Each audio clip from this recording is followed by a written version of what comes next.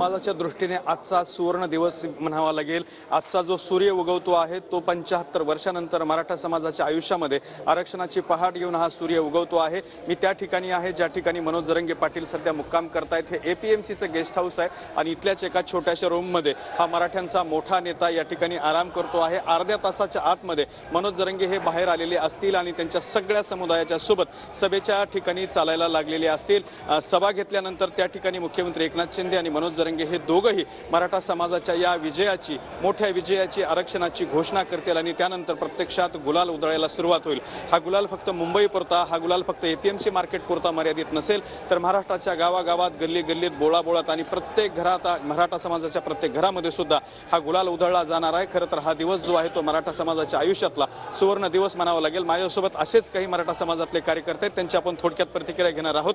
हा सुवर्ण दिवस समजायचा? हा सुवर्ण दिवस आहे मराठा समाजासाठी। गेले 15-20 वर्षापासून ह्या दिवसाची मराठा समाज वाट पाहत होता आणि तो दिवस आज उगवलेला आहे। कारण मराठा योद्धा मनोजदादा जरांगे यांना आज कुठंतरी हे मोठ्या प्रमाणात यश आलेलं आहे।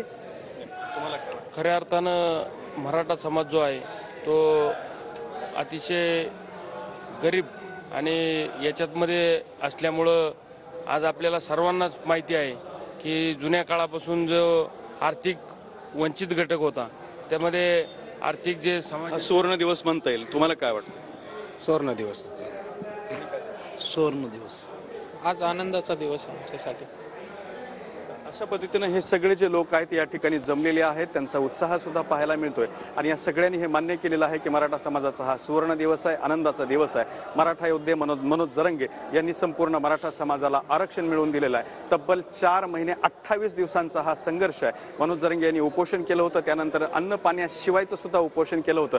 मराठा समाजातल्या त्या अंतरवली सराटीतल्या मायमाऊलींनी लाठ्यांचे प्रहार सुद्धा झेलले होते आणि त्यानंतर अनेक दिवस हा संघर्ष चालू होता। या संघर्षाला आज अखेर यश आलेलं आहे। मराठा समाजाला आरक्षण मिळालं।